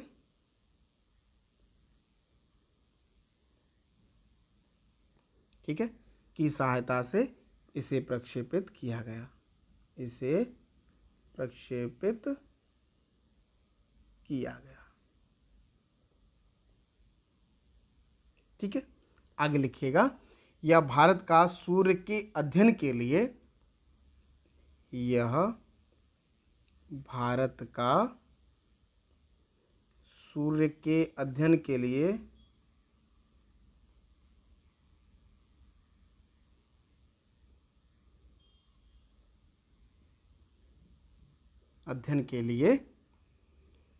भेजा गया पहला मिशन है। भेजा गया पहला मिशन है, ठीक है। देखिए आदित्य का मतलब होता है, आदित्य पर्यायवाची किसका? सूर्य का, ठीक है। और हमने कौन सी कक्षा में रखा है? L1 कक्षा में रखा है, L1 पॉइंट पर रखा है, इसीलिए इसको क्या कहा गया? आदित्य L1 कहा गया है। अब ये हमने 2 सितंबर 2023 को GSLV Mark 3 की सहायता से प्रक्षेपित किया, जो भारत का जो सूर्य के लिए पहला जो मिशन है, अध्ययन के लिए, सूर्य के अध्ययन करने के लिए ये पहला मिशन है, ठीक है। और अगर देखा जाए तो आगे इसी में लिख लीजिएगा कि यह भारत का अभी तक का सबसे लंबी दूरी पर भेजा गया मिशन है, ठीक है। किसके बाद? जो मार्स ऑर्बिटर मिशन था आपका, यानी मंगलयान 1 था, उसके बाद, ठीक है। तो लिखिएगा, अगला पॉइंट लिखिएगा, भारत का अभी तक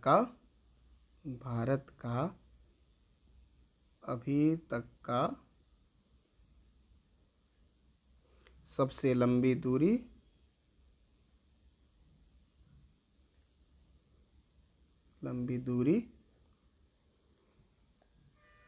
पर भेजा गया मिशन है,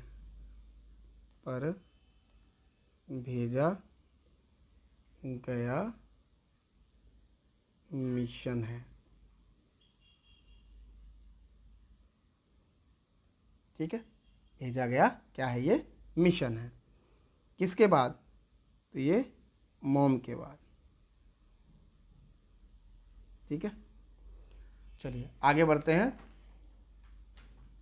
आगे पॉइंट बना करके लिखिएगा इसी में आदित्य एल1 में।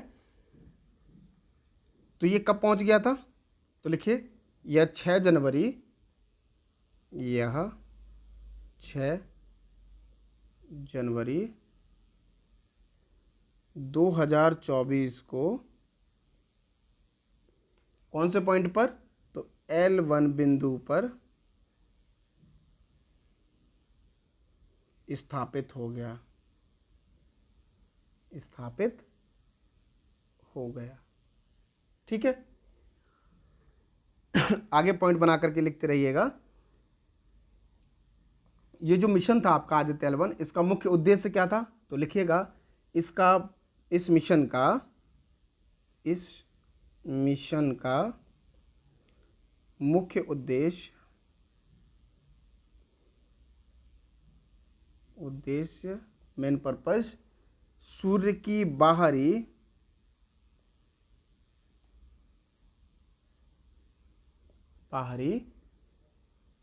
जो सूर्य है आपका, ये जो सूर्य है इसकी जो बाहरी परत है उसके अध्ययन करने के लिए भेजा गया था। तो उस बाहरी परत को क्या बोलते हैं, कोरोना बोलते हैं। तो लिखिएगा, आपने जो है ज्योग्राफी में पढ़ा होगा, ठीक है, तो लिखिएगा मुख्य उद्देश्य सूर्य की बाहरी परत कोरोना, ये वो कोरोना नहीं है, ठीक है, कोरोना का अध्ययन करना है, का अध्ययन करना है। ठीक है, आगे लिखिएगा इसी में।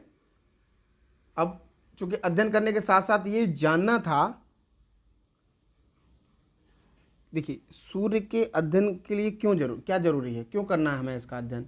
हमने आदित्य एल1 को भेजा तो इसके लिए हमारे जो मुख्य उद्देश्य है वो सूर्य की जो कोरोना परत है उसका अध्ययन करना है। लेकिन उसका अध्ययन करना क्यों है, तो जो सूर्य के उत्पन्न होने वाले जो चुंबकीय जो तूफान है ना, उसको जानने का प्रयास किया जाएगा। क्योंकि वो कहीं ना कहीं आपने सुना होगा अल नीनो या ला नीनो, ये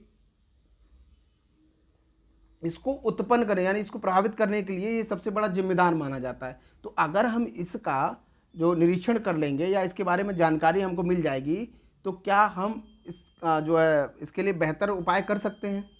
जैसे मान लीजिए कि एल नीनो या ला नीनो है, उसका भारत पर काफ़ी असर पड़ता है, भारत का मानसून उससे प्रभावित होता है।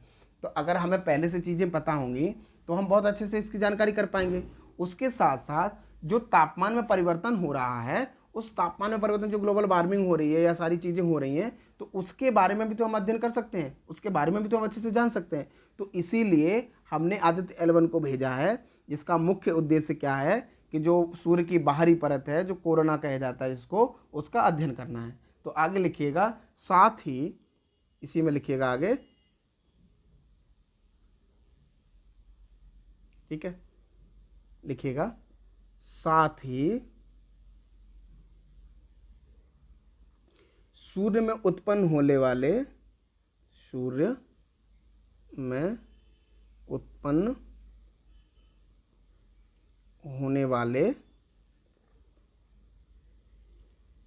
जो चुंबकीय तूफान, लिखते रहिएगा, होने वाले चुंबकीय तूफान। देखिए राइटिंग ठीक नहीं है, आपको पता है, ठीक है, लेकिन मैं बोल भी रहा हूँ इसीलिए, और बहुत स्लो बोल रहा हूँ जिससे आप लोग लिख पाएँ अच्छे से। चुंबकीय तूफान तथा कोरोना के तापमान के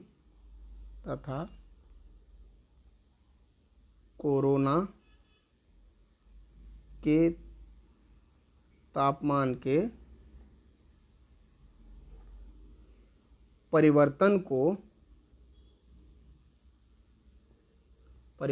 को या ऐसे करिएगा, परिवर्तन का अध्ययन करेगा।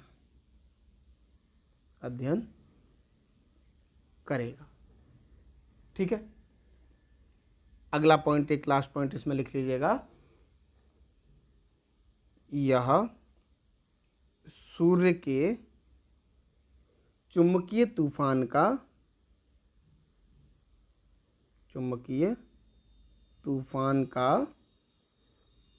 संबंध अल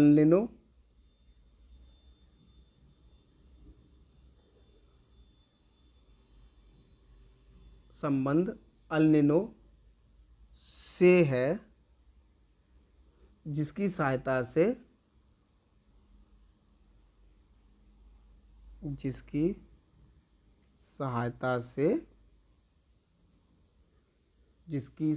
से हम भारतीय मानसून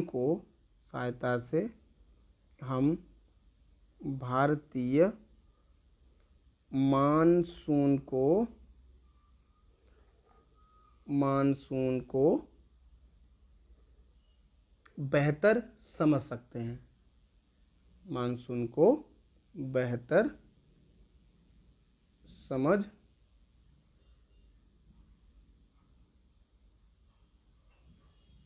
समझ सकते हैं।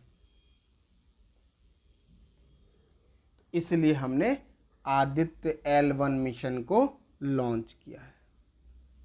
ठीक है, तो अब तक हमने चंद्रयान 1 देखा, चंद्रयान 2 देखा, चंद्रयान 3 देखा, चंद्रयान 4 देखा। उसके बाद हमने मंगलयान 1 देखा, मंगलयान 2 देखा। उसके बाद हमने आदित्य L1 को देखा। अब आइए, अगला आपका है शुक्रयान। अगला है आपका शुक्रयान। ठीक है, अब शुक्रयान के बारे में कुछ पॉइंट लिख लीजिए, हेडिंग बना लीजिएगा आप लोग, शुक्रयान।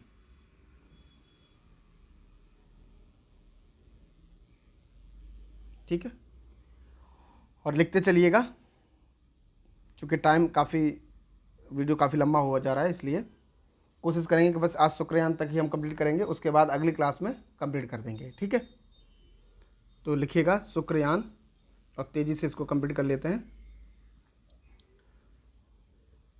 तो पहला पॉइंट लिखिएगा शुक्रयान में कि इसरो ने 2031 में, लिखिएगा इसरो ने 2031 तक में शुक्रयान को भेजने, एक डेट इसने दे दी है इसरो ने कि हम जो है 2031 तक क्या करेंगे, शुक्रयान मिशन भेजेंगे, जो शुक्र के मामले में ये जानकारी जुटाएगा।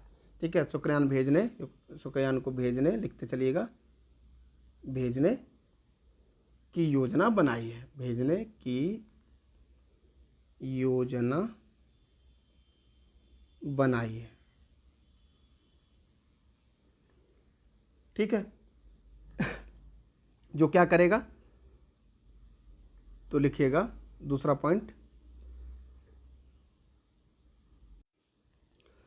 लिखिएगा, जो शुक्र ग्रह की कक्षा में बनाई है, जो शुक्र ग्रह की कक्षा में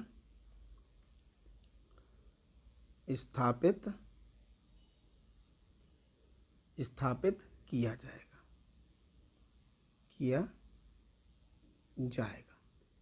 ठीक है, अब स्थापित किया जाएगा, जिसका क्या होगा, जिसका प्रमुख, लिखते रहिएगा, जिसका मुख्य उद्देश्य या लक्ष्य कर लीजिएगा, मुख्य लक्ष्य शुक्र के वातावरण का अध्ययन करना है। तो लिखिएगा, जिसका मुख्य उद्देश्य शुक्र के वातावरण का अध्ययन करना है।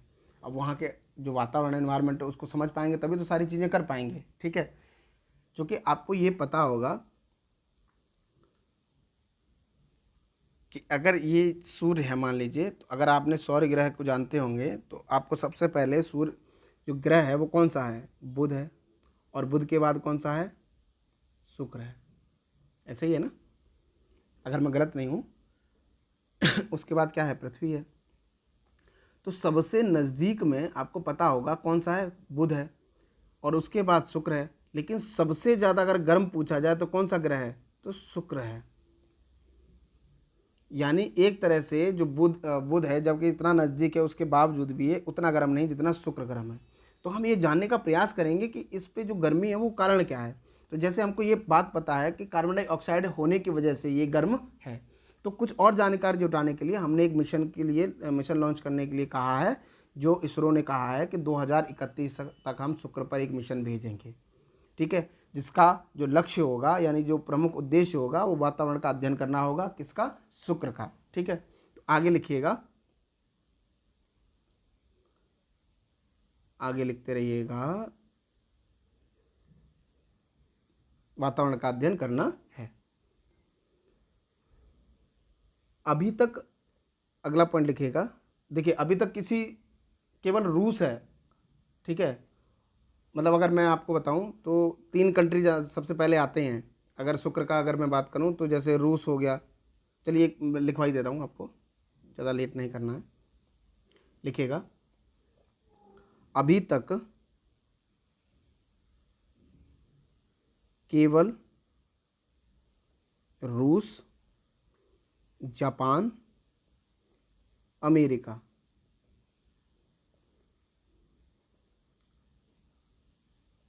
और यूरोप ने ही शुक्र अभियान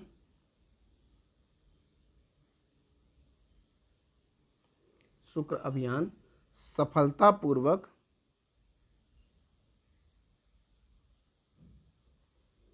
पूर्ण किए हैं। ठीक है, सफलतापूर्वक पूर्ण किए हैं। आगे लिखिएगा,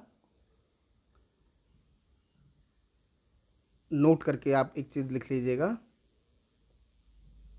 देखिए, जो अगली क्लास में आपकी लूँगा उसमें ये रहेगा कि हम भारत की नौवहन प्रणाली को देखेंगे, भारत के साथ साथ अन्य की कुछ प्रणालियाँ हैं उसको देखेंगे। उसके साथ जो बाहरी जो कंपनियां हैं यानी जो विदेशी जो स्पेस कंपनियां हैं उसके बारे में, उसके जो मिशंस हैं उसके बारे में जानेंगे। और कोशिश करेंगे कि बहुत ज़्यादा पुराना पढ़ने की ज़रूरत नहीं है, क्योंकि प्रश्न हमेशा करंट अफेयर से संबंधित ज़्यादा पूछे जाते हैं। तो कोशिश करेंगे जो नए मिशन हैं उसके बारे में हम जानें। जैसे शुक्रयान की यहाँ बात की मैंने, तो रूस हो गया, जापान हो गया, अमेरिका हो गया, यूरोपीय एजेंसी हो गई, तो उन्होंने क्या किया है कि मिशन लॉन्च किए, तो उसके बारे में देख लेंगे। क्योंकि भारत क्या है कि शुक्रयान मिशन लॉन्च करने की तैयारी में है, 2031 तक कहा गया है कि हम लॉन्च करेंगे। तो इस वजह से ये पूछा जा सकता है कि कौन कौन जो है इससे पहले शुक्रयान मिशन को लॉन्च कर चुका है, और उस मिशन का नाम पूछ सकता है। तो इसलिए हम ये सारी चीज़ें थोड़ा थोड़ा करके देखेंगे, लेकिन कोशिश करेंगे कि करंट अफेयर भी हम आपको इसमें जोड़ दें, जो भविष्यवर्ती मिशन है या फिर जो अदर कंट्री के जो स्पेस जो एजेंसियां हैं उनके जो मिशन हैं। ठीक है, तो मुख्य मुख्य मिशन की हम अगली कक्षा में बात कर लेंगे। बस यहाँ पे अभी तक जो है बस एक पॉइंट और लिख लीजिएगा नोट करके, उसके बाद हम यही क्लास आपकी समाप्त करेंगे आज। ठीक है, तो लिखिएगा नोट करके, वास्तव में शुक्र ग्रह का तापमान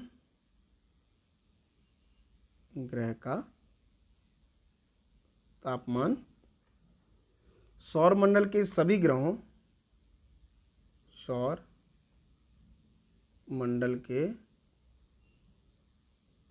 ग्रहों में सर्वोच्च है। आपसे बता चुके हैं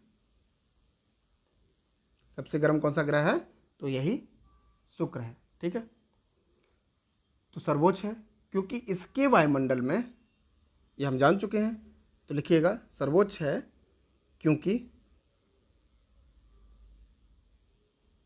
इसके वायुमंडल में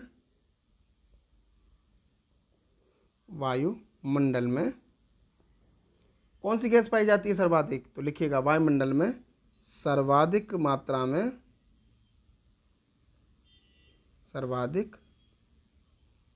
मात्रा में कार्बन डाइऑक्साइड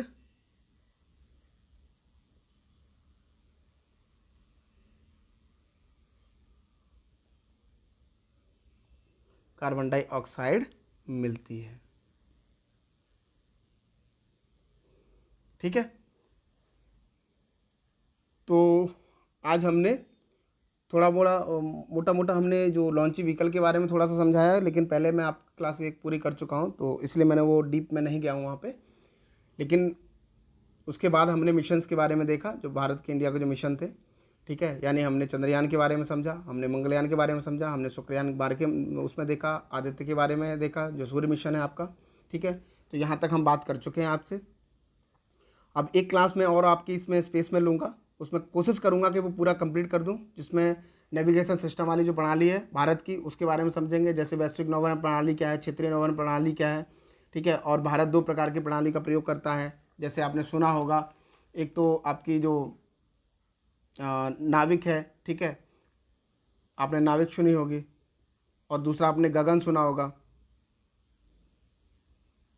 तो इन दोनों प्रणाली के बारे में बात करेंगे, यानी नौवहन सिस्टम के बारे में बात कर लेंगे। और उसके साथ साथ जो अन्य बाहरी जो कंपनियां हैं, जैसे अमेरिका की हो गई, जैसे नासा हो गया, या यूरोपीय कंपनी जो एजेंसी हो गई, तो उनके जो मिशंस हैं उसके बारे में हम देख लेंगे। ठीक है, तो चलिए आज की क्लास हम यहीं आपकी समाप्त करते हैं।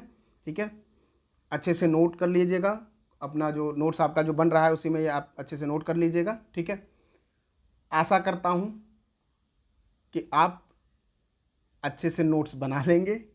ठीक है, जिस तरीके से मैं आपको कराते आ रहा हूँ वो आप उसी तरीके से उसी फॉर्म में आप इस चीज़ को भी करेंगे। ठीक है, तो पढ़ते रहिए, हंसते रहिए, मुस्कुराते रहिए, खाते पीते रहिए, पानी पीते रहिए, गर्मी बहुत बढ़ गई है। ठीक है, और आपसे फिर मुलाकात होगी अगली कक्षा में। तब तक के लिए आप सभी का बहुत बहुत धन्यवाद। हाँ, आपको मैं बहुत धन्यवाद इसलिए भी देना चाहता हूँ क्योंकि आप बहुत समर्थन कर रहे हैं, आप हमें समझ रहे हैं। ठीक है, तो उसके लिए भी आपका बहुत बहुत शुक्रगुजार हूँ मैं। जो आपसे मैंने प्रॉमिस किया है मैं पूरी तरीके से कोशिश करूँगा कि मैं उस पर खरा उतरूँ। ठीक है, तो आपसे बस उम्मीद इतनी है, बस मैं आपसे एक ही उम्मीद रखता हूँ, एक ही इच्छा रखता हूँ, और वो इच्छा मेरी ये है कि सिर्फ आप, मुझे क्या चाहिए आपसे? सफलता चाहिए। सिर्फ आपसे क्या चाहिए? सफलता चाहिए। और उसके लिए आपको क्या करना होगा? मेहनत करनी होगी। यकीन मानिए मुझे बहुत खुशी होगी आपकी इस सफलता में, क्योंकि मुझे भी ये लगेगा कि कहीं ना कहीं मेरा भी इसमें सहयोग रहा। ठीक है, तो बस आपसे यही विनती है, यही अनुरोध है, आप जो चाहे समझ लीजिए। बस आप लगातार पढ़ते रहिए अपना मन लगा करके। ठीक है, तो चलिए आपसे मिलेंगे अगली कक्षा में। तब तक के लिए आपको बहुत बहुत धन्यवाद।